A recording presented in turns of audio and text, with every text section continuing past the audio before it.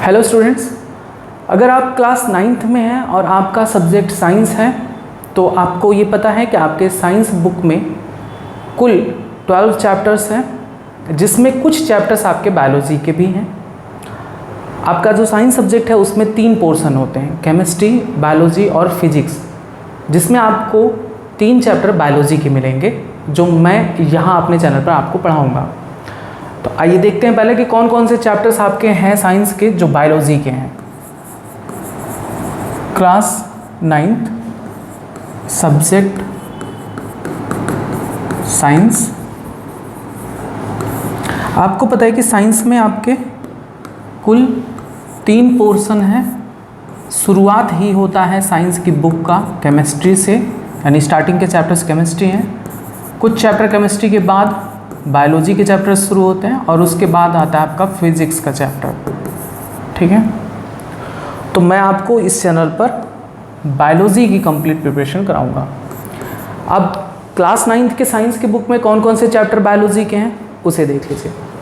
तो class 9th में science subject में जो आप देखोगे चैप्टर नंबर 5 वो बायोलॉजी का ही है, जो कि है fundamental unit of life. Fundamental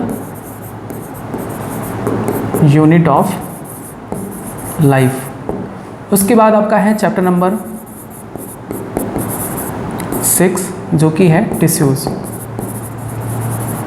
और उसके बाद है आपका चैप्टर नंबर 12 जो कि है improvement in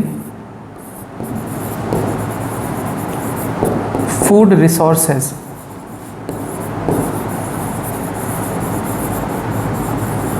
improvement in food resources, ये 3 चैप्टर आपके हैं साइंस में जो कि बायोलॉजी के हैं, तो इन्हें मैं आपको पढ़ाऊंगा। सबसे पहला चैप्टर आता है आपका chapter 5 fundamental unit of life. इस जितना भी मैं आपको पढ़ाऊंगा इसका PDF भी अवेलेबल है, अगर आप चाहेंगे तो वो भी मिल जाएगा। मैं वीडियो क्लास में इसको प्रोसेस बता दूंगा, और जितना मैं आपको बोल को लिखाऊंगा उतना आपको नोट करना भी है। जो फिगर्स आपको बनवाऊंगा वो भी आपको फिगर ड्रॉ करना है अपनी कॉपी में। और दूसरी बात, ये जितना भी सिलेबस है मैं जो भी पढ़ाऊँगा सिर्फ NCERT बेस्ड ही होगा, NCERT के बाहर नहीं जाएंगे, और NCERT के जितने भी क्वेश्चंस हैं उनके आंसर्स भी आपको यहाँ पर बताए जाएंगे। चलिए शुरू करते हैं। आपका चैप्टर नंबर 5 है फंडामेंटल यूनिट ऑफ लाइफ। देखिए, इस चैप्टर को क्यों कहते हैं फंडामेंटल यूनिट ऑफ लाइफ। यहाँ पर आपको ये बताने की कोशिश करते हैं कि आखिर लाइफ का जो फंडामेंटल यूनिट है, स्मॉलेस्ट यूनिट है, वो आखिर क्या है। आपको बताना चाहते हैं कि जो भी कोई भी लिविंग ऑर्गेनिज्म है वो आखिरकार किसकी वजह से वो लिविंग कहला रहा है, उसमें ऐसी क्या खास है जिसकी वजह से वो बोल सकता है, चल सकता है, अपने इन्वायरमेंट को फील कर सकता है। तो वो फंडामेंटल यूनिट ऑफ लाइफ क्या है मैं आपको बता दूं। वो फंडामेंटल यूनिट ऑफ लाइफ है सेल। तो आपको इस चैप्टर में कंप्लीट स्टडी कराई जाएगी सेल के बारे में, कि सेल क्या होता है, सेल के अंदर क्या क्या चीज़ें पाई जाती हैं, सेल से रिलेटेड और भी कुछ डिस्कवरीज के बारे में बताए जाएंगे। तो यही है इस चैप्टर का मेन पार्ट, सेल के बारे में आपको इस चैप्टर में पढ़ाया जाएगा। तो अब ये समझ लो कि ये सेल होता क्या है।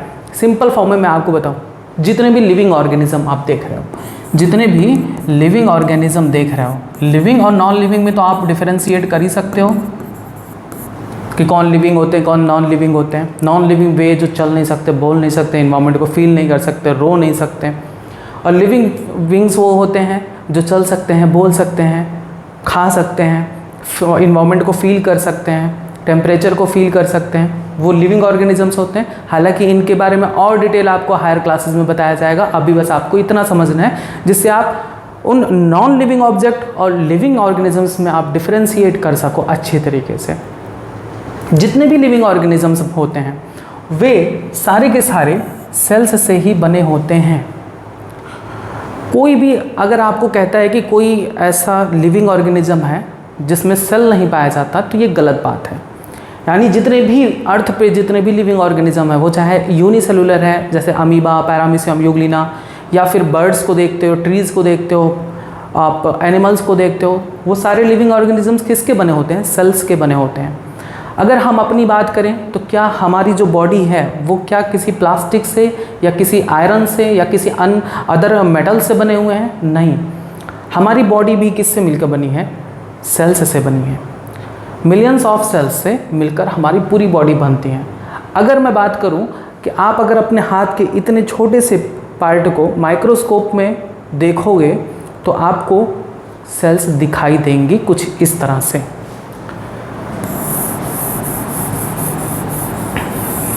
अगर आप अपने बॉडी के इतने पार्ट को माइक्रोस्कोप में ऑब्जर्व करोगे तो आपको कुछ ऐसी संरचनाएं ऐसी स्ट्रक्चर्स दिखाई देंगी।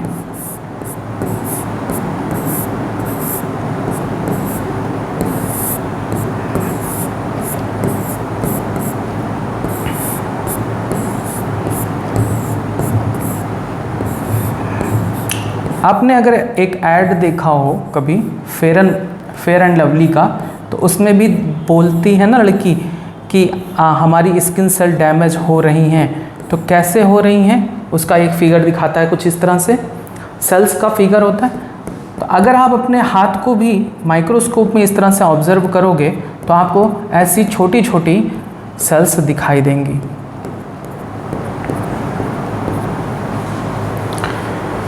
अगर आप अपने बॉडी के किसी भी पार्ट को माइक्रोस्कोप में ऑब्जर्व करोगे तो आपको ऐसे छोटे छोटे कंपार्टमेंट्स जैसे दिखाई देंगे, यही कहलाते हैं सेल्स। ठीक है, ये एक सेल है, यहाँ से लेकर यहाँ तक एक सेल हो गया, ये दूसरी सेल्स है, ये तीसरी सेल है, ये चौथी सेल है। इस तरह से मिलियन ऑफ सेल्स से हमारी पूरी की पूरी बॉडी बनी होती है। तो अभी तो ये समझ में आया ना कि ये सेल क्या है एक्चुअल में। जितने भी लिविंग ऑर्गेनिजम्स हैं, अब आप चाहे प्लांट को ले लो तो प्लांट के भी छोटे से स्लाइस को अगर आप कट करके माइक्रोस्कोप में ऑब्जर्व करोगे तो भी आपको ऐसे ही छोटे छोटे कंपार्टमेंट्स के फॉर्म में आपको सेल्स दिखाई देंगे। अगर आप किसी एनिमल बॉडी को ऑब्जर्व करोगे तो भी ऐसे दिखाई देंगे। एक एक्सपेरिमेंट आपके बुक में भी है जिसमें आपको बोला जा रहा है कि आप उस एक्टिविटी को करिए जिसमें आपको बताया जा रहा है कि आप ऑनियन पील को निकाल कर माइक्रोस्कोप में ऑब्जर्व करो तो आपको कुछ ऐसी स्ट्रक्चर्स दिखाई देंगी, यही कहलाती हैं सेल्स। क्लियर है बात है? तो थोड़ा बहुत अभी आपने जाना कि सेल्स कैसी दिखती हैं, कहाँ पाई जाती हैं, इतनी चीज़ें तो शायद आपने जान ली। अब मैं बात करता हूँ कि आखिर ये जो सेल था, सबसे पहले इस सेल की डिस्कवरी किसने की थी? थोड़ा पार्ट अभी बताऊंगा मैं, उसके बाद बाकी चीज़ें बताऊंगा, क्योंकि यहाँ पर ये जान लेना अभी ज़रूरी है।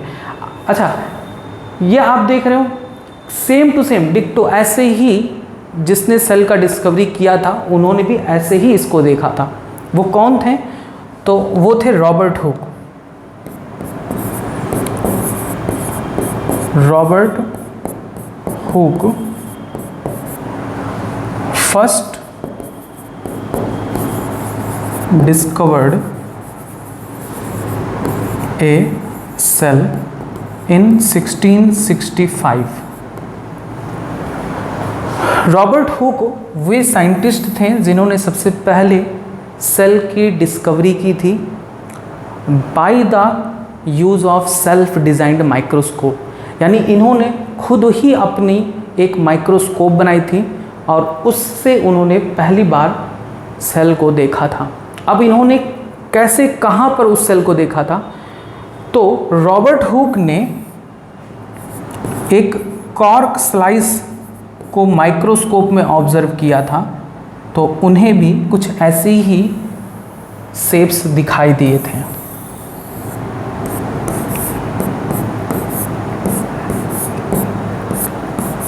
अब देखिए, ये जो कॉर्क है ना, कॉर्क क्या होता है? कॉर्क आपको पता होगा कि एक जो शैम्पेन आती है या कोई भी अदर बॉटल्स आते हैं तो उस पर एक लकड़ी का वुडन कॉर्क होता है, लकड़ी का बना हुआ वुडन कॉर्क होता है जिससे उस बोतल को बंद किया जाता है।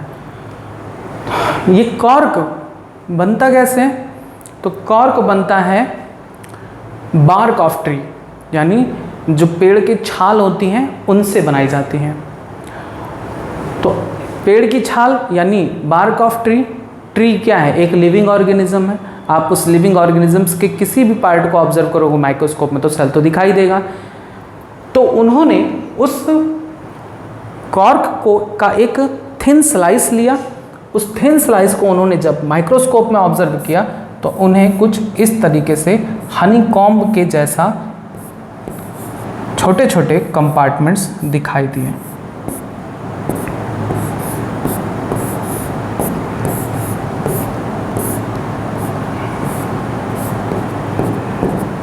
इन्हीं कंपार्टमेंट्स को रॉबर्ट हुक ने सेल नाम दिया।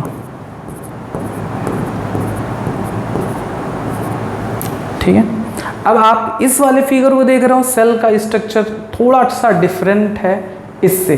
क्यों? क्योंकि थोड़ा डिफरेंट होता है, डिफरेंस होता है एनिमल और प्लांट सेल में। जो आप एनिमल सेल को देखते हो तो वो थोड़ा सा स्क्वायर शेप लिए होता है, लेकिन अगर आप देखोगे प्लांट सेल को तो प्लांट सेल थोड़ा सा पेंटागन शेप में होता है, हनी कॉम्ब जैसा दिखाई देता है। तो Robert Hooke first discovered a cell in 1665 with in a thin slice of cork under self designed microscope, यानी खुद के ही डिजाइंड माइक्रोस्कोप में उन्होंने फर्स्ट टाइम सेल को देखा था। ये बातें हो गई। अब आता है कि अच्छा, मैं आपको पहले सेल के बारे में थोड़ा सा और बताता हूँ। मैं एक प्लांट सेल को ड्रॉ कर रहा हूँ।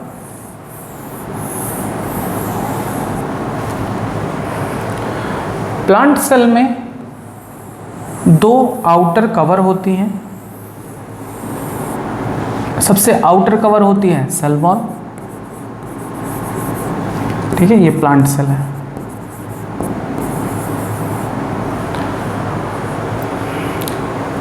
तो सेल में सबसे पहले आप पाओगे कि उसमें एक आउटर कवरिंग होगी। किसी सेल में एक कवरिंग होगी, किसी में दो होंगी, किसी में तीन भी होती हैं। तो अगर मैं प्लांट सेल की बात करूं तो प्लांट सेल में दो कवरिंग होती है, outer cell wall, inner plasma membrane. Plasma membrane.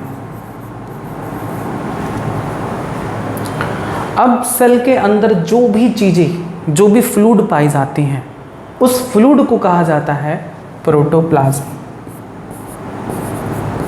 Protoplasm. इस प्रोटोप्लाज्म के अंदर अगर आप देखोगे तो आपको सेंटर में एक न्यूक्लियस मिलेगा। सेंटर में आपको एक न्यूक्लियस दिखाई देगा। जो सेंटर पार्ट होता है प्लांट का वो न्यूक्लियस कहलाता है। और न्यूक्लियस के चारों तरफ का जो फ्लूइड होता है, न्यूक्लियस के चारों तरफ जो फ्लूइड होता है, उस फ्लूइड को कहते हैं साइटोप्लाज्म। साइटोप्लाज्म। अब पहले आप इन दोनों में सही तरीके से डिफ्रेंशिएट करना कि ये प्रोटोप्लाज्म क्या है और साइटोप्लाज्म क्या है, क्योंकि बहुत ज़्यादा कन्फ्यूज़न होता है कि प्रोटोप्लाज्म किसे कहें और साइटोप्लाज्म किसे कहें। तो मैं आपको बता रहा हूँ कि जब आप सेल के अंदर के होल फ्लूइड की बात करें, यानी उसमें न्यूक्लियस भी इंक्लूड है, साइटोप्लाज्म भी इंक्लूड है, सारे के सारे फ्लूइड की बात करें तो वो कहलाता है प्रोटोप्लाज्म। यानी हम प्रोटोप्लाज्म को लिख सकते हैं न्यूक्लियस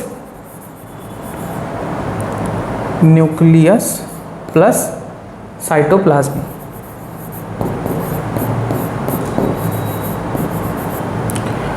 अब साइटोप्लाज्म क्या है? तो न्यूक्लियस को छोड़कर, सेल के अंदर न्यूक्लियस को छोड़कर बाकी जितना भी फ्लूइड पाया जाता है, उसके अंदर जो भी चीज़ें सेल ऑर्गेनेल्स वगैरह पाए जाते हैं, वो साइटोप्लाज्म कहलाता है।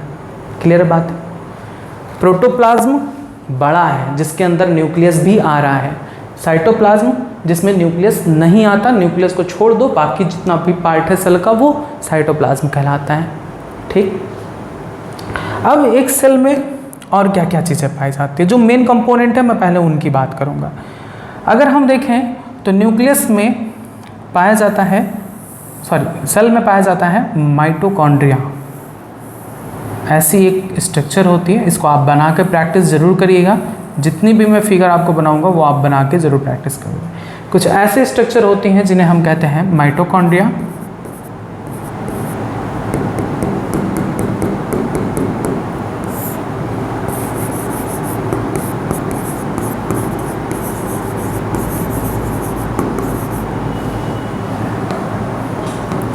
प्लांट सेल है तो प्लांट सेल का एक एडवांटेज होता है कि इसमें डबल मेम्ब्रेनस एक और स्ट्रक्चर होती है जिसे कहते हैं क्लोरोप्लास्ट। कुछ उसका स्ट्रक्चर इस तरीके से होता है।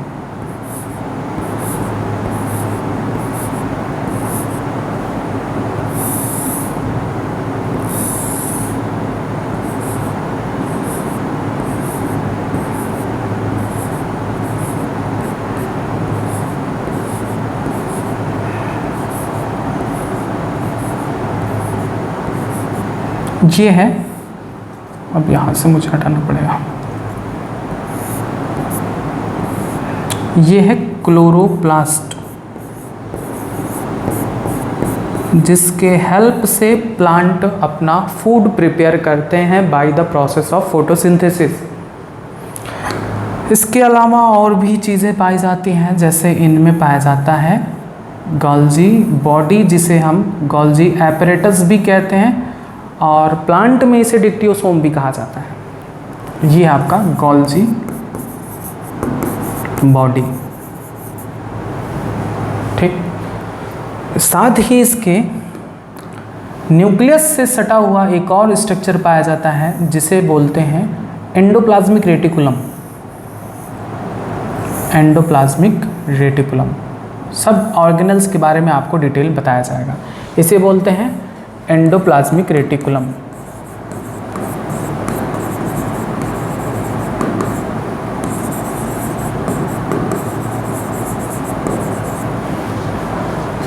साथ ही इनमें और भी ऑर्गेनल्स पाए जाते हैं, जैसे राइबोसोम,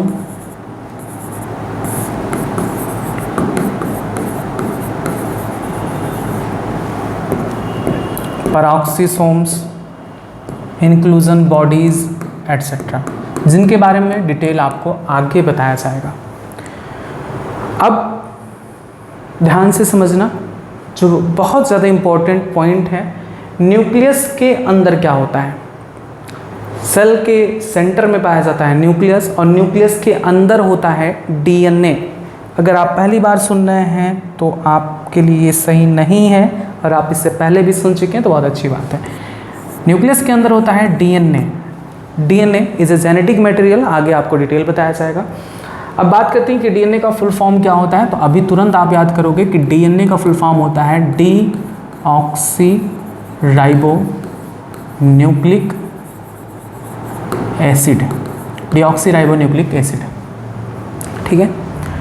डीएनए किस फॉर्म में होता है न्यूक्लियस में, तो इन ग्रोइंग फेज, यानी जब सेल ग्रोथ कर रहा होता है तब उसके न्यूक्लियस में डीएनए होता है in the form of thread, धागे के फॉर्म में होता है, ऐसे बिखरा होता है डीएनए।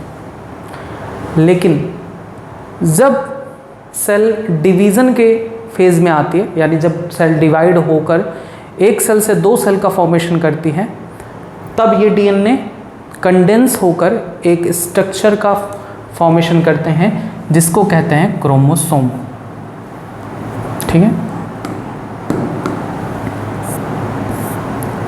कुछ इस तरह से ऐसे पैक्ड हो जाते हैं।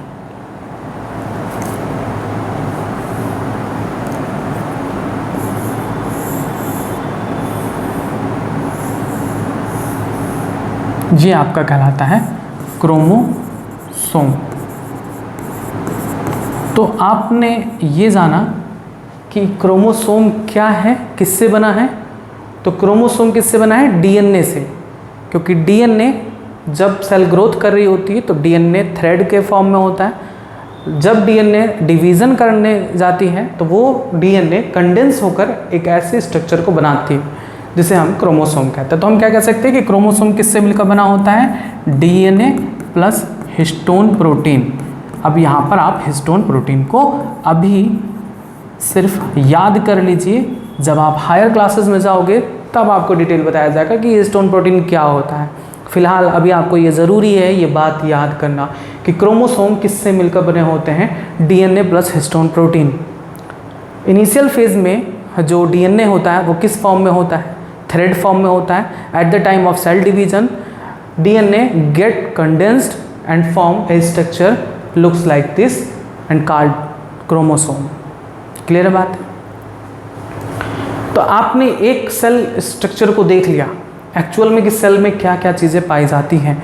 अब देखो ये मेन चीज़ें हैं जो आपको डिटेल में जिनके बारे में आपको पढ़ना है। कुछ और भी चीज़ें छोटी छोटी पाई जाती हैं जैसे पैराक्सिसोम्स वगैरह, तो उनके बारे में लाइसोसोम वगैरह, उनके बारे में थोड़ा डिटेल आपको आगे बताया जाएगा।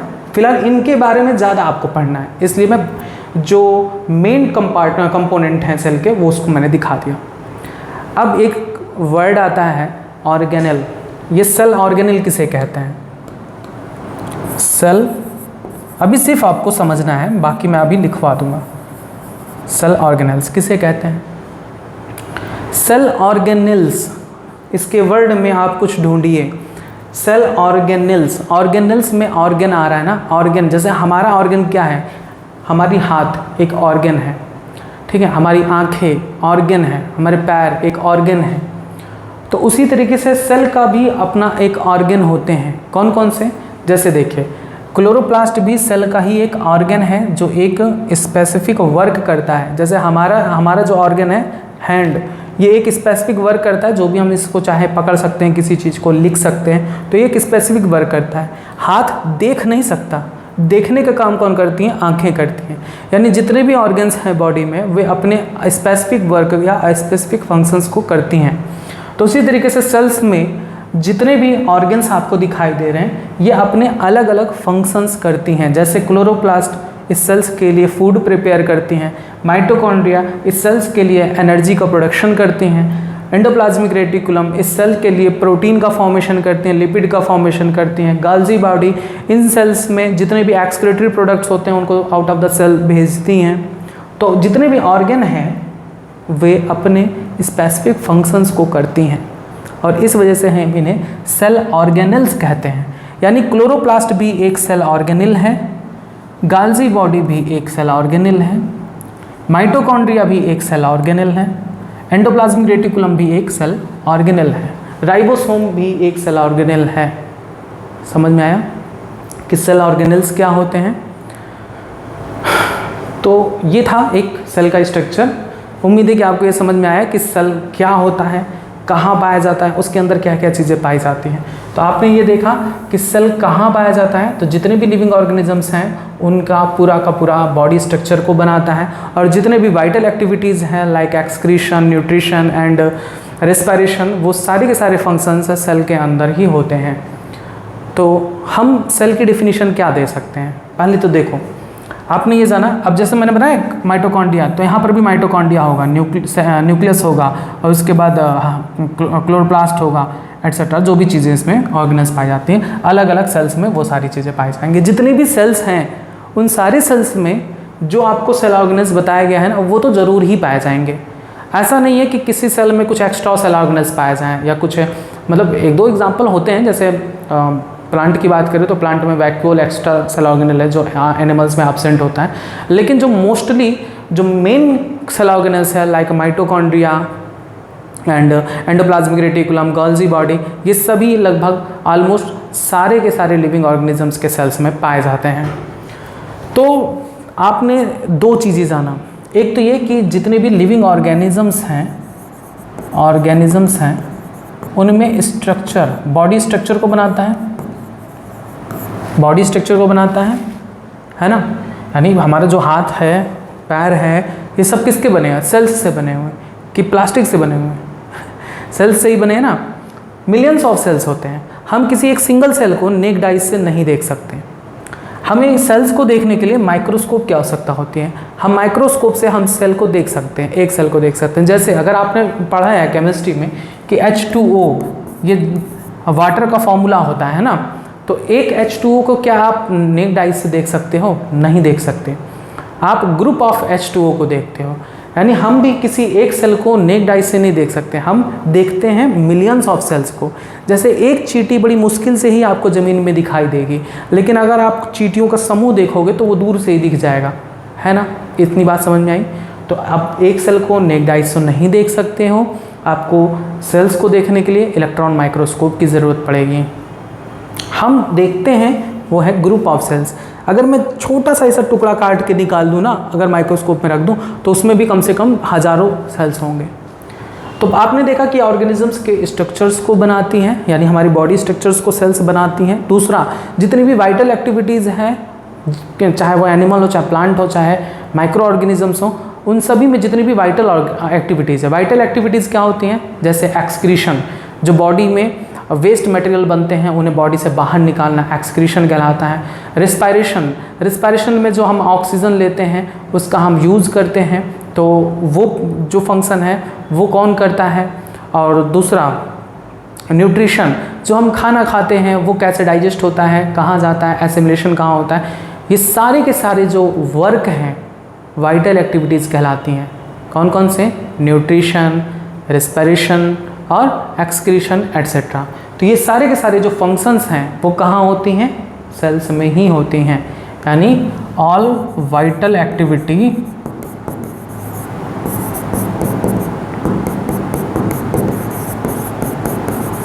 Occurs in cell. तो अब हम इस तरह से सेल का बताइए डेफिनेशन क्या दे सकते हैं? सेल का डेफिनेशन हम क्या दे सकते हैं? अभी सिर्फ आप याद करोगे डेफिनेशन ऑफ सेल। लिख सकते हैं cell is the structural and functional unit of life.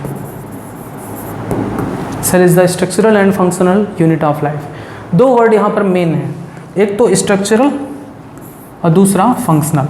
क्यों कह रहे हैं स्ट्रक्चरल? क्योंकि ये बॉडी स्ट्रक्चर्स को बनाता है, यानी हमारा पूरा का पूरा जो शरीर है वो किसी प्लास्टिक से नहीं, सेल से मिलकर बना हुआ है, तो स्ट्रक्चर्स को बनाता है। दूसरा, जितने भी वाइटल एक्टिविटीज़ हैं, यानी जो भी फंक्शंस हैं वो कहाँ होती हैं? सेल्स में ही होती हैं। इसलिए हम सेल की ये डेफिनेशन देते हैं। याद करिए, cell is the structural and functional unit of life. अब यहाँ से आप नोट भी कर सकते हैं इस डेफिनेशन को। अब एक चीज़ और आती है, आपने ये तो पढ़ लिया कि सेल क्या होता है, उसके अंदर क्या क्या चीज़ें पाई जाती है, ये भी आपने जान लिया। अब कुछ ऐसे भी ऑर्गेनिज्म हैं जिनकी जो स्ट्रक्चर है या जो वाइटल एक्टिविटीज़ हैं वो सारे के सारे एक ही सेल में कंप्लीट हो जाते हैं। तो ऐसे ऑर्गेनिजम्स को हम क्या कहते हैं? ऐसे ऑर्गेनिजम्स को हम यूनिसेल्युलर ऑर्गेनिजम्स कहते हैं। और कुछ ऐसे ऑर्गेनिजम्स होते हैं जिनका पूरा बॉडी मिलियंस ऑफ सेल्स से मिलकर बने होते हैं और उनमें वे डिफरेंटली फंक्शनल होते हैं, तो उन्हें हम मल्टी सेलुलर ऑर्गेनिजम्स कहते हैं। तो यहाँ पर हम पढ़ेंगे यूनिसेलुलर ऑर्गेनिज्म और मल्टी सेलुलर ऑर्गेनिज्म के बारे में। यूनिसेलुलर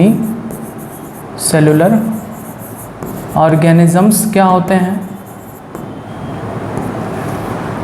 और मल्टी सेलुलर ऑर्गेनिजम्स क्या होते हैं।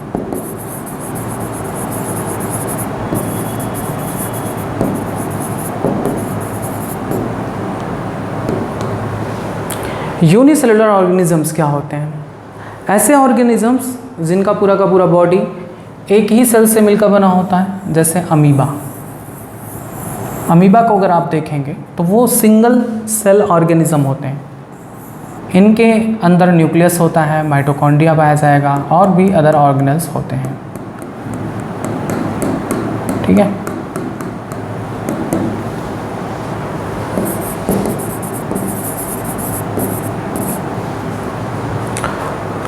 तो सिंगल सेल ऑर्गेनिजम्स यानी ऐसे ऑर्गेनिजम्स जिनका पूरा का पूरा बॉडी भी एक ही सेल से बना हो, इनमें जितने भी वाइटल एक्टिविटीज़ होती हैं, एक्सक्रीशन, रेस्पिरेशन या हम रिप्रोडक्शन की बात करें, तो वो सिर्फ एक ही सिंगल सेल में ही सारी कंप्लीट हो जाती हैं।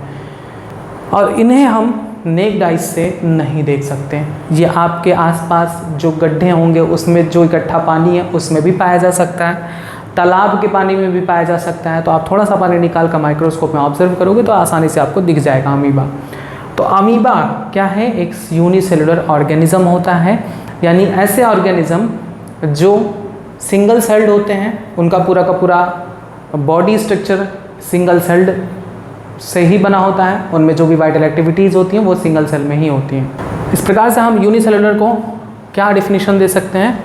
Unicellular organism, an organism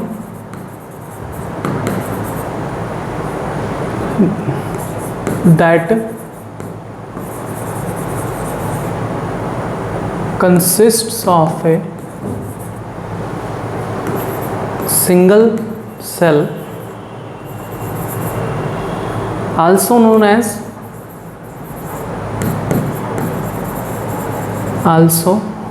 as single celled organism.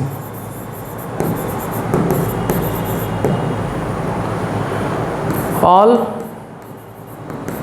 vital activities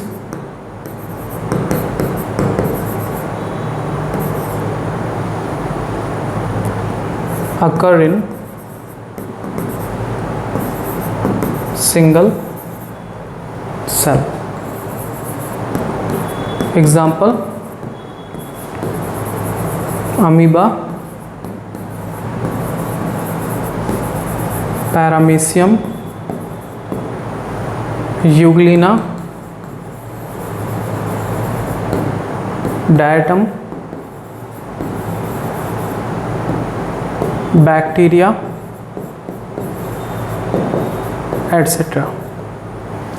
ठीक है, तो ये आपका डेफिनेशन भी हो गया यूनिसेलुलर ऑर्गेनिज्म का और एग्जांपल्स भी हो गए। समझ में आया कि यूनिसेलुलर ऑर्गेनिजम्स क्या होते हैं? An organism which consists of a single cell। अब आता है मल्टी सेलुलर ऑर्गेनिज्म। तो मल्टी सेलुलर ऑर्गेनिजम्स क्या होते हैं? वे ऑर्गेनिज्म जिनकी पूरी की पूरी बॉडी मिलियंस ऑफ सेल्स से मिलकर बनी होती है, या कह सकते हैं मोर देन वन सेल्स। यानी हम क्या कह सकते हैं? Multi cellular organisms which consists of multiple cells, multi cellular organisms consists of multiple cells. Different kind of cells perform different kinds of cells perform different functions. ठीक है, बस इतनी बातें अभी आपको यहाँ पर जाननी है कि यूनिसेलुलर ऑर्गेनिजम्स क्या होता है। तो आपने जान लिया कि सिंगल सेल्ड ऑर्गेनिजम्स होते हैं लाइक अमीबा, पैरामीशियम, यूग्लिना, जो हमें नेक्ड आई से नहीं देखे जा सकते हैं, हमें इन्हें देखने के लिए माइक्रोस्कोप की आवश्यकता पड़ेगी। मल्टी सेलुलर ऑर्गेनिजम्स में होते हैं जो मल्टीपल सेल्स से मिलकर बने होते हैं, मिलियंस ऑफ सेल्स, जैसे हम लोग भी बने हुए हैं। या प्लांट, हम इसका एग्जाम्पल बात करें तो एग्जाम्पल में आते हैं fungi, plants and animals including human beings. हम लोग एनिमल्स की कैटेगरी में ही आते हैं। ठीक है, ह्यूमंस भी। तो आइए अब हम आपको कुछ फिगर्स को दिखाते हैं। तो ये है माइक्रोस्कोप जो रॉबर्ट हुक ने डिज़ाइन किया था। सेल्फ डिज़ाइंड माइक्रोस्कोप था रॉबर्ट हुक का। उन्होंने जब थिन स्लाइस ऑफ कॉर्क को इस माइक्रोस्कोप के अंडर ऑब्जर्व किया तो उन्होंने कुछ ऐसे स्ट्रक्चर्स को देखे, और जूम करके देखेंगे तो हमें ऐसे स्ट्रक्चर्स दिखाई देंगे जो कुछ हनी कॉम्ब के शेप जैसा था। ठीक है, ऐसे मधुमक्खी के छत्ते के समान। तो ये क्या थे? सेल्स थे। ये एक सेल, ये दूसरा सेल, तीसरा, चौथा, पांचवा, छठवां, इस तरह से मल्टीपल सेल्स आपको यहाँ पर दिखाई देंगे। अब आपके जो एनसीईआरटी में फिगर दिया गया उस पर भी हम देख लेते हैं। ये आपके एनसीईआरटी में माइक्रोस्कोप का फिगर दिया गया है, इसको आप ड्रॉ करेंगे अपनी कॉपी में।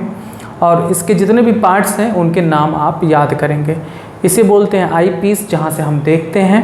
और ये है आपका कॉर्स एडजस्टमेंट, ये आपका फाइन एडजस्टमेंट, ये आपका आर्म है। ऑब्जेक्टिव लेंस यहाँ पर लगा होता है, इसे बोलते हैं स्लाइड। और स्लाइड पर भी हम जो भी चीज़ें देखना चाहते हैं, ब्लड सैंपल या हम ऑनियन पील जो भी देखना चाहते हैं, उस स्लाइड पर ही बनाते हैं, स्लाइड पे ही रखते हैं। और उसके पास होता है दो क्लिप होते हैं लेफ़्ट और राइट साइड में, उन क्लिप से हम उस स्लाइड को होल्ड करते हैं। ये आपका स्टेज है जहाँ पर हम स्लाइड को रखते हैं, ये आपका स्विवेल है, और ये आपका मिरर है जहाँ से लाइट पास होता है और लाइट जो जाता है उसे हमें दिखाई देती है। इसके बाद कंडेंसर है, बेस है, बॉडी ट्यूब है।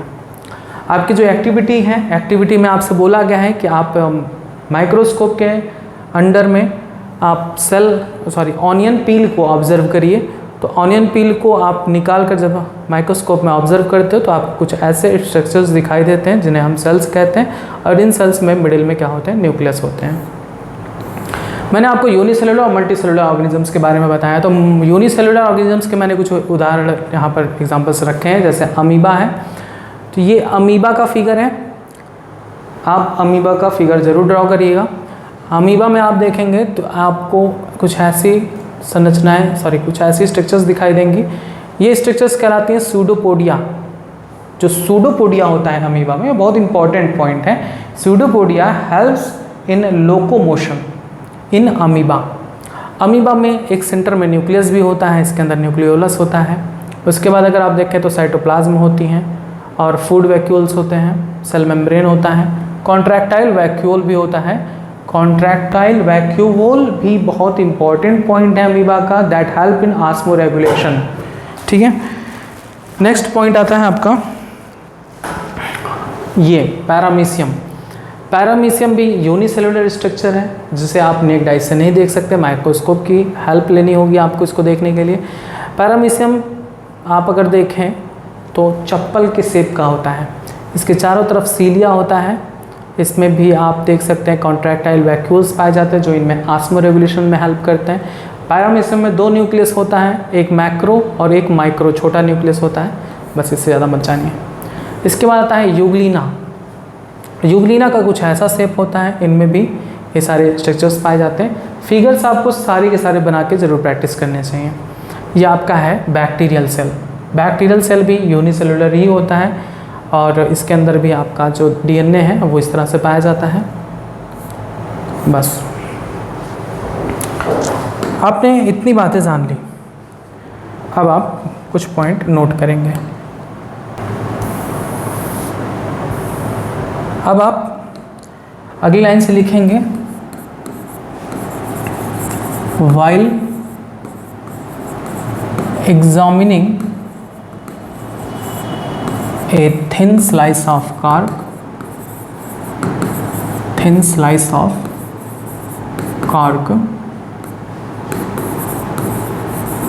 Robert Hooke saw that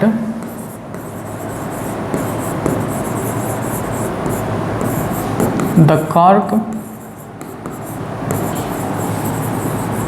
resembled the structure of a honeycomb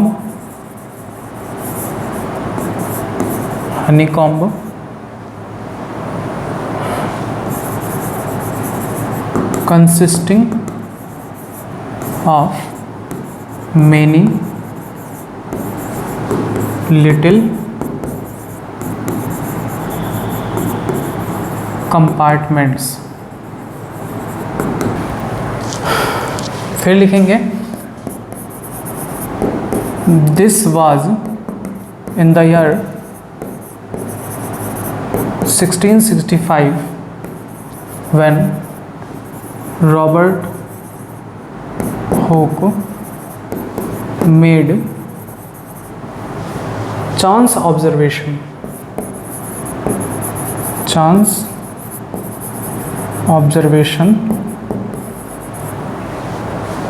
through self designed microscope.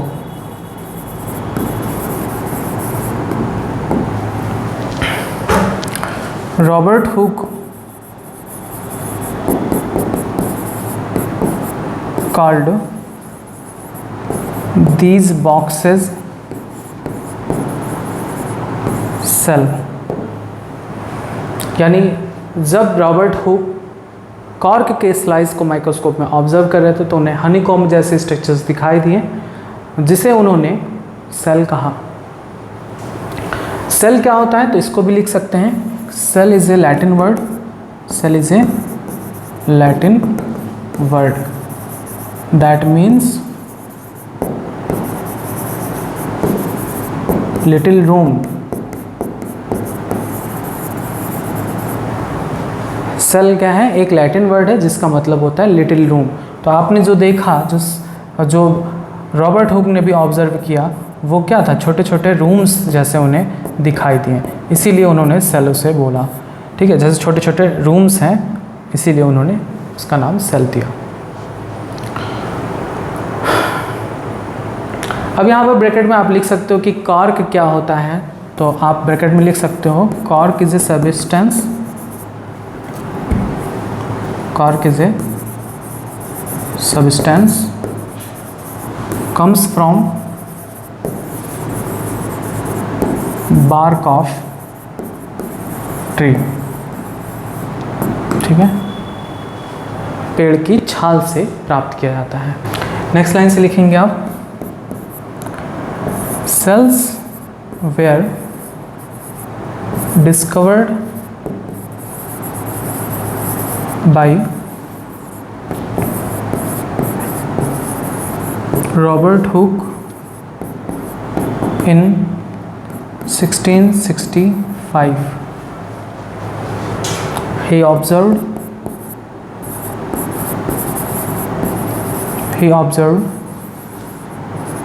cells in a cork slice through the help of self-designed microscope।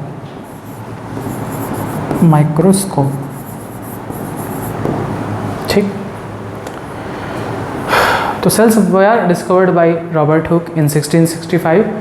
He observed cells in a cork slice with the help of self-designed microscope। self-designed primitive microscope, ये भी ज़रूर लिखिएगा, self-designed primitive microscope यानी बहुत पुराने प्रकार का जो माइक्रोस्कोप उनके पास था उससे उन्होंने देखा था, primitive microscope। अभी आपने ये देखा सेल के बारे में, है ना। जो सेल रॉबर्ट हुक ने देखा था वो कहाँ पर देखा था, कॉर्क में, स्लाइस ऑफ कॉर्क में। आपने ये भी देखा कि उन्होंने बॉटल के कॉर्क के एक थिन स्लाइस को माइक्रोस्कोप में ऑब्जर्व करके देखा था इस तरह से। अच्छा, अब आप बताओ कि बॉटल का कॉर्क है और वो कॉर्क उन्होंने देखा था माइक्रोस्कोप में। कॉर्क कहाँ से बनाते हैं या प्राप्त करते हैं, तो पेड़ों से यानी ट्रीज़ से। तो ट्रीज़ को आप कट करोगे तो उसके जो कट किए गए पार्ट हैं वो तो कुछ समय बाद डेड हो जाएंगे ना। तो यानी जो कॉर्क था वो क्या था, डेड पार्ट था ट्री का। यानी जो उन्होंने सेल देखा था वो कैसी सेल थी, डेड सेल थी।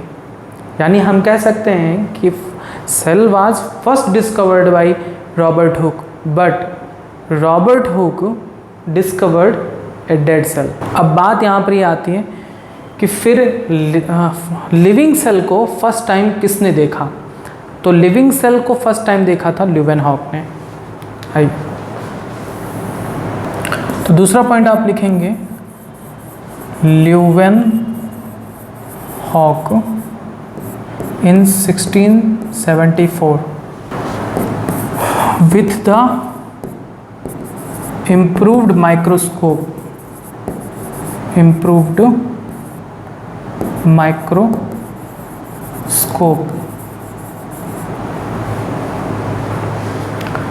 discovered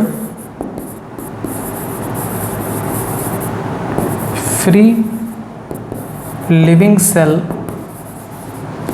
वो सेल कौन सा था? वो था बैक्टीरिया,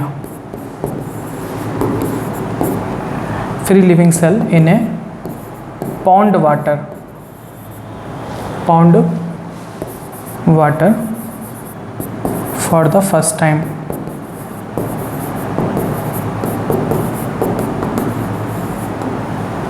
ठीक है, यानी रॉबर्ट हुक ने, ये तो सही है कि cell was first discovered by Robert Hooke, but Robert Hooke ने जो सेल डिस्कवर की थी वो एक डेड सेल थी। तो यहाँ पर जो इम्पोर्टेंट पॉइंट बनता है वो ये कि first living cell was discovered by, तो first living cell was discovered by Leeuwenhoek. और यहाँ पर एक और क्वेश्चन बन जाता है, चूँकि उन्होंने जो लिविंग सेल देखा था ना वो एक बैक्टीरिया था, तो यहाँ पर ये भी कहा जाता है कि bacteria was discovered by Leeuwenhoek. तो ये भी दो तरीके से क्वेश्चन पूछे जा सकते हैं, first living cell was discovered by Leeuwenhoek and the bacterial cell first discovered by Leeuwenhoek. अब आपने पढ़ा सेल के बारे में, आपने देखा सेल में उसके मिडिल में क्या होता है, एक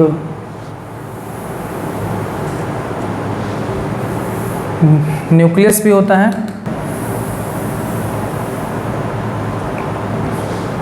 तो सेल के मिडिल में एक न्यूक्लियस होता है।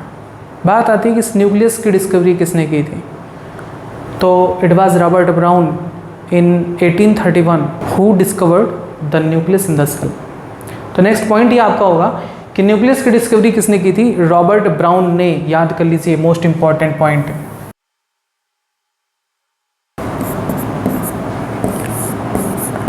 It was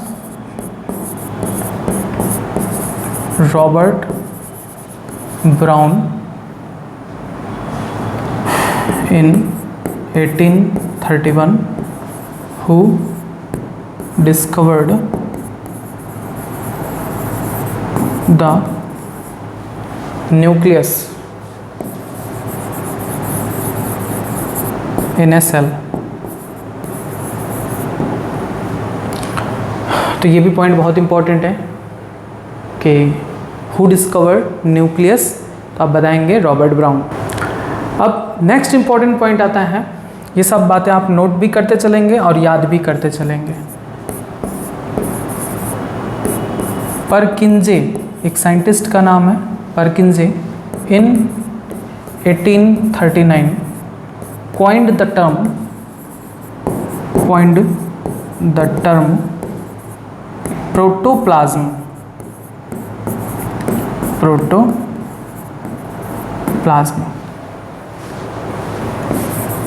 for the fluid substances of the cell। तो आपको ये पता है कि प्रोटोप्लाज्म क्या है, मैंने अभी बताया था। सेल के अंदर जितने भी फ्लूइड पाए जाते हैं सारे के सारे वो क्या कहलाते हैं, प्रोटोप्लाज्म कहलाते हैं। अब प्रोटोप्लाज्म के अंदर क्या आता है, न्यूक्लियस भी आएगा और साइटोप्लाज्म भी आएगा। अगर हम न्यूक्लियस को हटा दें तो जो रिमेनिंग पार्ट है वो साइटोप्लाज्म कहलाता है। अब नेक्स्ट इंपॉर्टेंट पॉइंट आता है आपका the cell theory. Cell theory was presented by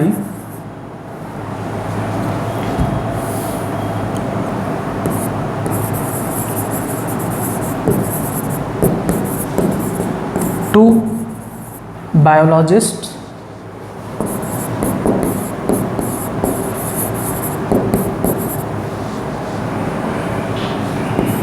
M. Sleeden in the year 1838 and T. Swan in the year 1839। तो दो साइंटिस्ट, एक का नाम था मैथियस सिलिडेन, जिन्हें हम शॉर्ट फॉर्म में एम सिलिडेन भी कहते हैं, और दूसरा था थियोडोर स्वान, जिसे हम शॉर्ट फॉर्म में टी स्वान भी कहते हैं। इन दोनों साइंटिस्ट ने मिलकर सेल थ्योरी दिया था। अब ये सेल थ्योरी क्या होता है? तो according to this theory, all organisms including plants, animals etcetera are composed of cells and this cell is the basic unit of life. यानी इस सेल थ्योरी के अकॉर्डिंग क्या कहता है कि जितने भी प्लांट हैं, जितने भी एनिमल्स हैं, वे सारे के सारे किससे बने हैं? सेल्स से बने हैं, और इसीलिए हम सेल को बेसिक यूनिट ऑफ लाइफ कहते हैं। यहाँ पर आप लिखेंगे according to this theory, according to this theory all animals and plants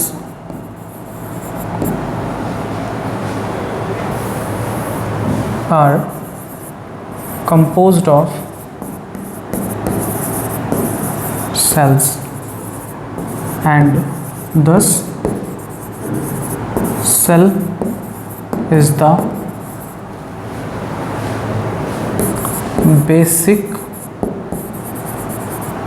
unit of life।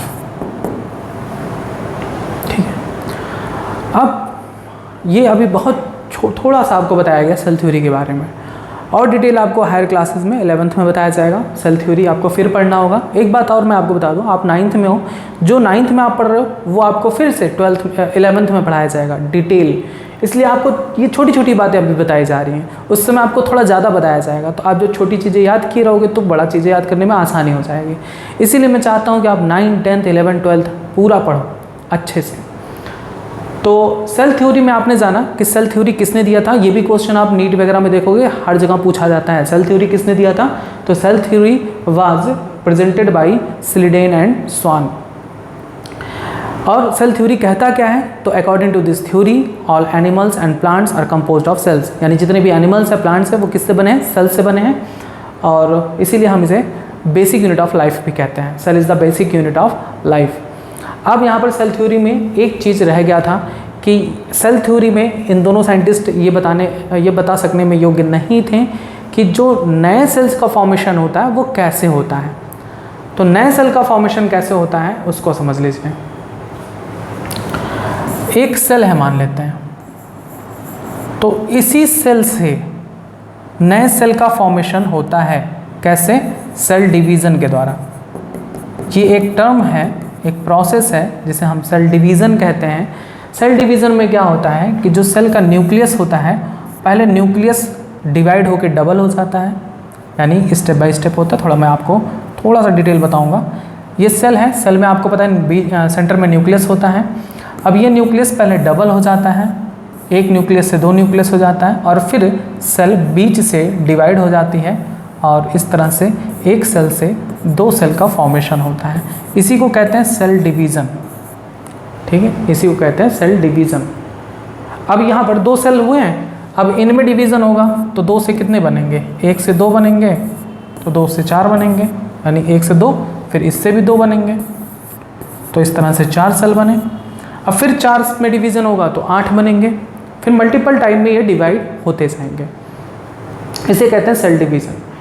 तो ये बता नहीं पाए थे सेल थ्योरी में। सेल थ्योरी सिर्फ इतना ही बता पाई कि जितने भी एनिमल्स हैं, प्लांट्स हैं, वे सारे सेल्स से मिलकर बने होते हैं, लेकिन ये बता नहीं पाए कि जो नए सेल्स हैं उनका फॉर्मेशन कैसे होता है। और इसके बाद फर्स्ट टाइम एक अलग साइंटिस्ट जिनका नाम था विरकोव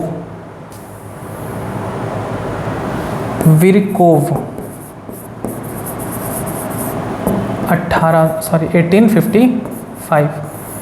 विरकोव एक साइंटिस्ट जिन्होंने बताया,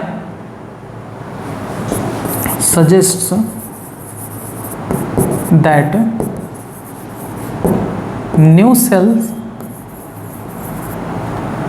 arise from pre-existing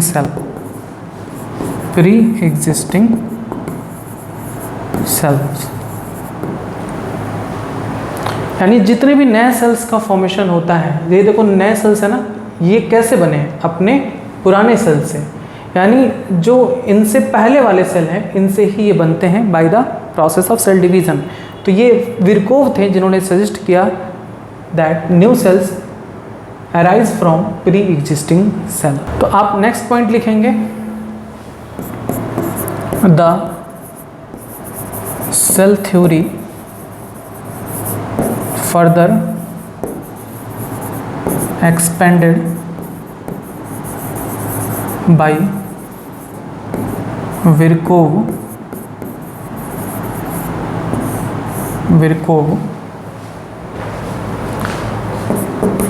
in 1855, that suggesting the cells arise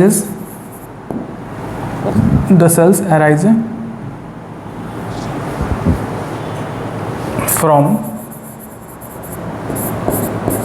pre-existing cells। ठीक, इतना पॉइंट आपको याद करना होगा। उसके बाद 1940 में इलेक्ट्रॉन माइक्रोस्कोप की डिस्कवरी हुई। 1940 में इलेक्ट्रॉन माइक्रोस्कोप के डिस्कवरी के बाद सेल के अंदर जितने भी चीज़ें पाई जाती हैं उन सारी चीज़ों के बारे में पता चला, यानी सेल के कंप्लीट स्ट्रक्चर के बारे में पता चला। अब आप थोड़ा पॉइंट यूनिसेलुलर और मल्टीसेलुलर ऑर्गेनिजम्स के बारे में लिखेंगे। It is known that a single cell may constitute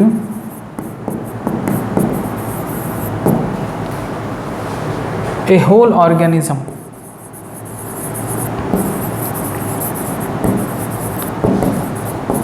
as in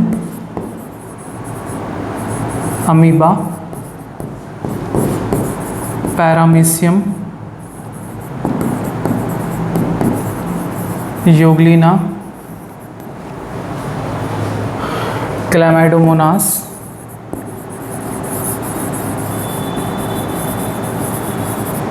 and bacteria।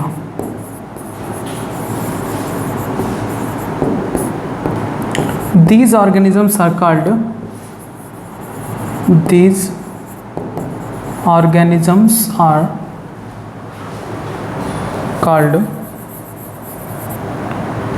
unicellular organism।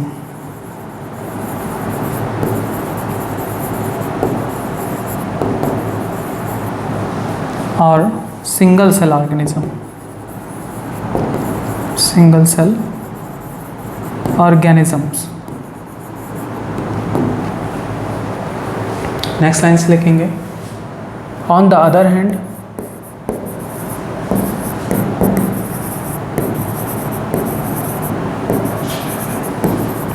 many cells group together in a single body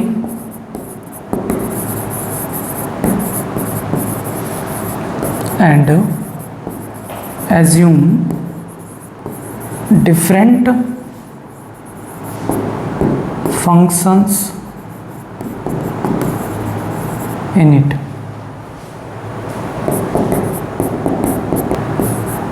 to form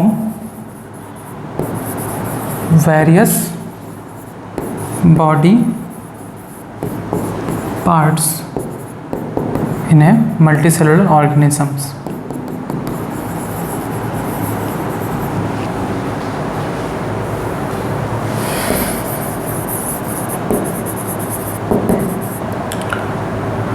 आप लिखेंगे example of multicellular organism, multicellular organisms, fungi, plants and animals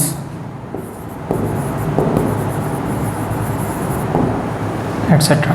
ठीक है, अब बात आती है कि ये जो मल्टी सेलुलर ऑर्गेनिजम्स होते हैं वे कैसे मल्टी सेलुलर होते हैं।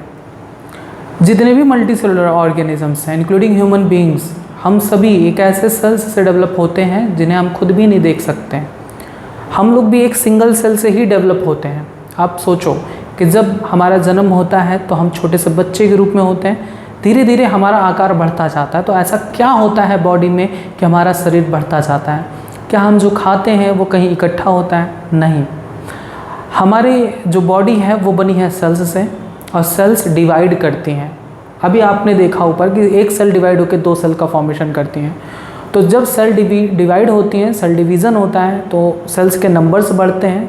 अब जब सेल्स के नंबर्स बढ़ेंगे तो साइज़ भी बढ़ेगा। यानी हम यहाँ पर एक पेन लिए हैं, अगर एक पेन और रखते हैं तो साइज़ बढ़ जाएगी, एक और रख दे तो साइज़ बढ़ जाएगी। उसी का फिनोमिना सेम यहाँ पर भी लगता है कि जब नंबर ऑफ़ सेल्स बढ़ते हैं तो साइज़ भी बढ़ती है। यानी जो मल्टी सेलुलर ऑर्गेनिजम्स हैं वो भी सिंगल सेल्स से ही बने होते हैं। उन सिंगल सेल्स में डिवीज़न होता है जिससे वे मल्टी सेलुलर ऑर्गेनिजम्स बन जाते हैं। यानी हम यहाँ पर एक बात और लिख सकते हैं कि every multicellular organism has come from a single cell. अब मैं आपको थोड़ा सा हिंट दे दूं कि इस सिंगल सेल को यहाँ पर जाइगोट कहा जाता है। आप बड़े जब हो जाएंगे, हायर क्लासेस में जाएंगे, तब आपको ज़्यादा इसमें समझ में आएगा। होता क्या है कि एक जाइगोट होता है, सेल होता है जो हमारे मदर्स के यूट्रस में उसका ग्रोथ होता है। वो जाइगोट डिवाइड करता है, डिवाइड करके एक सिंगल सेल है, जाइगोट एक सिंगल सेल है। हम ह्यूमंस की ही बात कर रहे हैं जिसमें कैसे वो मल्टी सेलुलर हो जाता है। जाइगोट में डिवीज़न होता है, एक सेल से 2 सेल्स बनते हैं, फिर 2 से 4 सेल्स बनते हैं, फिर 4 से 8, 8 से 16, 16 से 32, 32 से 64 यानी 64। और ऐसे ही मल्टीपल टाइम्स में इतनी ज़्यादा नंबर ऑफ़ सेल्स हो जाते हैं कि उसका साइज़ बढ़ता जाता है।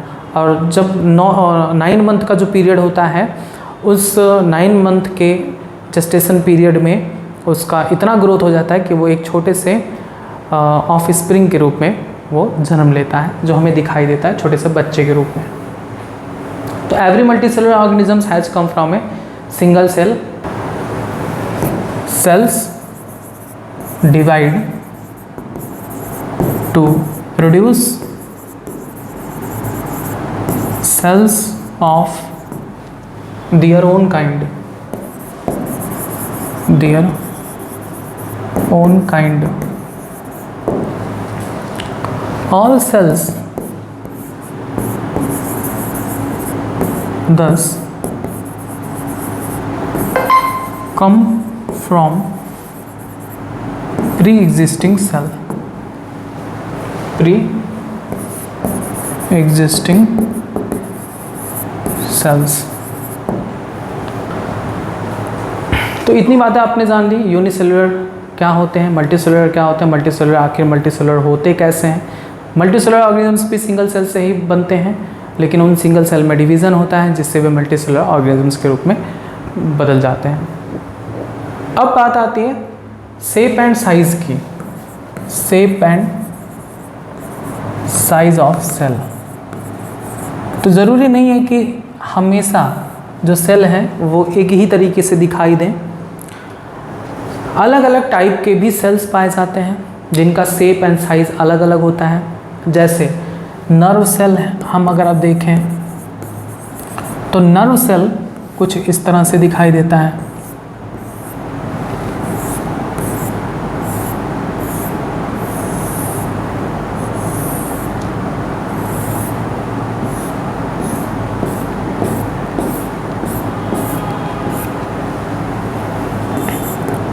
नर्व सेल आपको कुछ इस तरह से दिखाई देगा,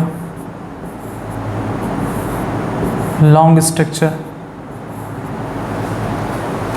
अगर आप आरबीसी को देखोगे, रेड ब्लड कॉर्पस्कल्स, तो वो कुछ इस तरह से दिखाई देता है।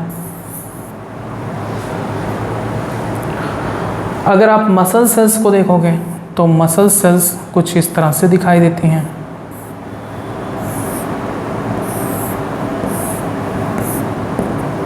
मसल सेल्स कुछ इस तरह से दिखाई देती हैं। तो जो शेप एंड साइज़ है सेल्स का वो किस पे डिपेंड करता है?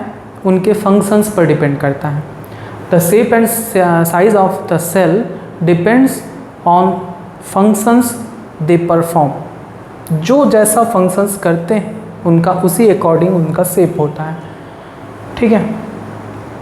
कुछ ऐसे भी सेल्स हैं जो अपना शेप बदल भी सकते हैं, जैसे अमीबा।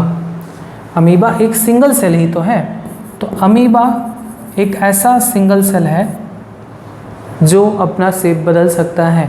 जैसे कभी अमीबा का शेप मान लो ऐसे था, क्योंकि ये जो आपको बना रहे हैं ना ऐसे फूला हुआ पफिंग जो पार्ट है ऐसे, ये जो पार्ट है वो कहलाता है पैरापोडिया, सॉरी स्यूडोपोडिया। स्यूडोपोडिया। तो जो स्यूडोपोडिया है वो उनके लोकोमोशन में हेल्प करती है। तो जब ये चलती हैं इधर उधर फ्लूइड में तो उनका शेप बदलता रहता है। तो कभी वैसे थी तो कभी ऐसे हो जाएंगे, कभी ऐसे हो जाएंगे।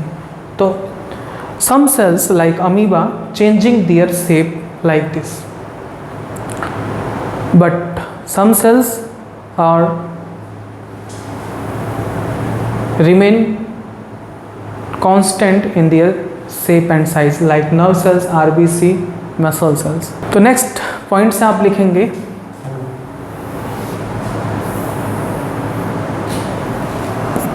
the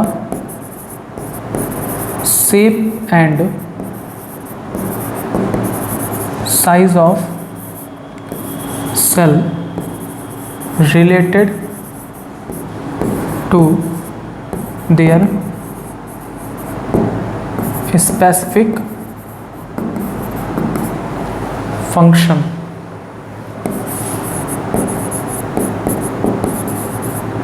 They perform.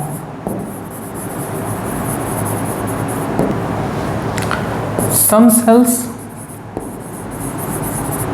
like amoeba have changing shape, changing shape. In some cases, in some case, the cell shape could be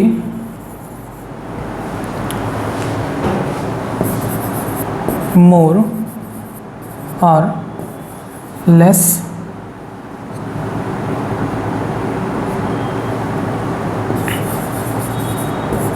fixed and peculiar for a particular type of cell. Type of cell like nerve cell have a typical shape, जैसा कि मैंने ऊपर बनाकर आपको दिखाया है वैसे ही वो फिक्स्ड शेप में होती हैं। अब इसके बाद आपको जानना होगा मल्टीसेलुलर ऑर्गेनिजम्स में जो सेल्स होती हैं उनमें डिवीज़न ऑफ लेबर पाया जाता है, यानी जो अलग अलग टाइप के सेल्स हैं वे अलग अलग फंक्शंस को परफॉर्म करती हैं। जैसे अगर बात करें हम अपने हार्ट की, तो जो हार्ट को बनाने वाले जो सेल्स हैं वो हार्ट को बनाती हैं इस प्रकार से कि वो हार्ट ब्लड को पंप करे। हार्ट का काम होता है पर पंप करना। लंग्स हैं, लंग्स का काम होता है ऑक्सीजन को कैप्चर करना, ऑक्सीजन का एक्सचेंज करना, कैप्चर करना नहीं, ऑक्सीजन का एक्सचेंज करना। ब्लड सेल्स हैं, ब्लड सेल का फंक्शन होता है कि वे हीमोग्लोबिन की मदद से ऑक्सीजन को कैप्चर करें। इस तरह से हमारे बॉडी में अलग अलग ऑर्गन सिस्टम्स वर्क करते हैं अलग अलग जो फंक्शंस को परफॉर्म करते हैं। यानी हम लिख सकते हैं कि each living sales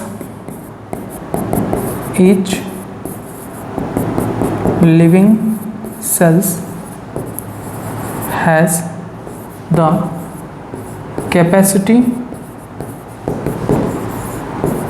to perform basic function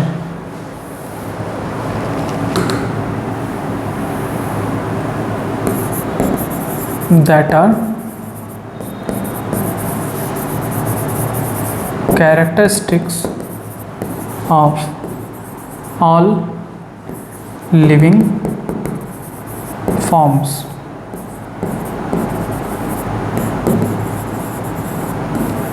There is a division of labor in multicellular organisms such as human beings.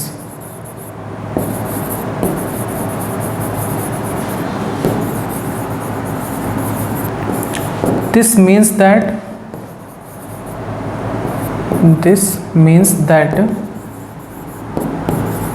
different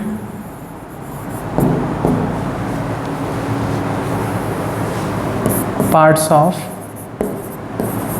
body perform different functions.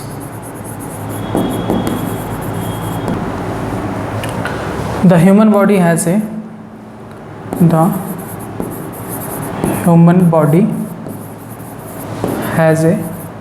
heart to pump blood,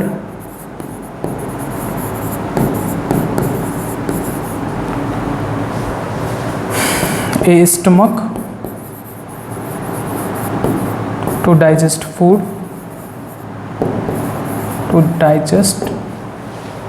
food, and so on. तो इतनी बातें आपने जान ली। Multicellular organisms में labour of division पाया जाता है। उनके सेल्स में अलग अलग सेल्स अलग अलग फंक्शंस को परफॉर्म करती हैं। जैसे जो हार्ट है वो अब ब्लड पंप करने का काम करता है, स्टमक है फूड के डाइजेशन में हेल्प करता है। अब हम देखते हैं कुछ ह्यूमन सेल्स को। देखिए यहाँ पर कुछ ह्यूमन सेल्स को दिखाया गया है। यह आपका नर्व सेल है जो कि इस तरह से उसका स्ट्रक्चर होता है, ब्लड सेल है जो इस तरह से स्ट्रक्चर होता है, स्मूथ मसल सेल्स है जो इस तरह से स्ट्रक्चर होता है, ओवम का स्ट्रक्चर है, sperm, bone cell, fat cell etcetera. अब यहाँ पर एक चीज़ मैं आपको बता दूँ जो आपसे कॉमनली कोई भी पूछ सकता है, आपका टीचर, आपके जो फ्रेंड्स हैं वो भी पूछ सकते हैं, तो ये आपका प्लस पॉइंट हो जाएगा। पूछा जाता है कि अगर हम पूरे वर्ल्ड की बात करें, वर्ल्ड लेवल पर बात करें, आपसे पूछा जा सकता है कि which one is the smallest living cell in the world. अगर वर्ल्ड लेवल पे बात करें कि which is smallest living cell, तो आप क्या बताओगे? स्मॉलेस्ट लिविंग सेल कौन है? माइकोप्लाज्मा। माइकोप्लाज्मा, ठीक है। अगर आपसे कोई पूछे वर्ल्ड्स लार्जेस्ट सेल कौन है, तो आप क्या बताओगे? लार्जेस्ट सेल, सबसे बड़ी जो सेल है वो कौन सी है?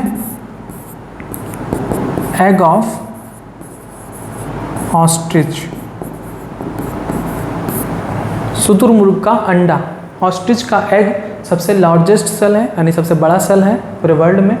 पूरे वर्ल्ड में सबसे छोटा यानी स्मॉलेस्ट सेल है माइकोप्लाज्मा। यहाँ पर बात करें नर्व सेल। अब हम ह्यूमन बींग्स में देखते हैं। ह्यूमन में, इन ह्यूमन, अगर मनुष्य की बात करें, in human which one is longest cell, कौन सा सबसे लंबा सेल है, तो बताओगे नर्व सेल। नर्व सेल क्या है? सबसे लॉन्गेस्ट सेल है। लॉन्गेस्ट का मतलब सबसे लंबा। तो which one is longest cell in human body? Is nerve cell. Second one, the largest cell in human body, the largest cell in human body is ovum. तो क्या बताओगे? लार्जेस्ट यानी सबसे बड़ा। देखिए लार्जेस्ट मतलब बड़ा, लॉन्गेस्ट मतलब लंबा, तो सबसे लंबा जो है वो नर्व सेल, लार्जेस्ट में सबसे बड़ा ओवम। और सबसे छोटा जो सेल है यानी smallest cell of human body, human body में स्मॉलेस्ट जो सेल है वो कौन है? स्पर्म। तो ये आपका एक्स्ट्रा नॉलेज है, इसको आप अपने कॉपी में नोट कर लीजिएगा एज इट। इसके बाद आते हैं टॉपिक पे।